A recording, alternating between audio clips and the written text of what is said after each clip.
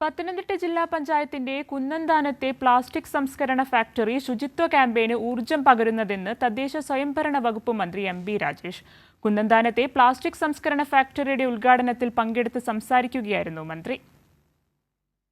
ജില്ലാ പഞ്ചായത്തും ക്ലീൻ കേരള കമ്പനിയും സംയുക്തമായാണ് പ്ലാസ്റ്റിക് സംസ്കരണ പ്ലാന്റ് നിർമ്മിച്ചിരിക്കുന്നത്. 8 കോടി രൂപയാണ് നിർമ്മാണ ചെലവ്.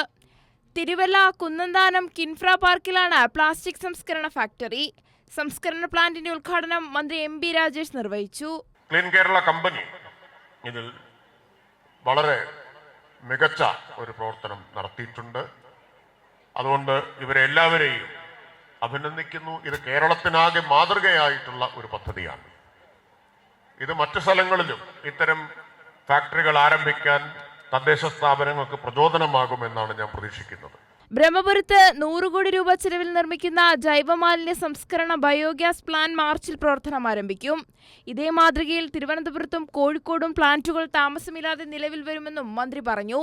പത്തനംതിട്ട ജില്ലാ പഞ്ചായത്ത് പ്രസിഡന്റ് രാജീവ് പി രാജൻ അധ്യക്ഷനായ ചടങ്ങിൽ മുൻ MLA Raju Abraham, Mathew T Thomas MLA, മുൻ ജില്ലാ പഞ്ചായത്ത് പ്രസിഡന്റ് ഓമലൂർ ശങ്കരൻ ഉൾപ്പെടെയുള്ളവർ പങ്കെടുത്തു.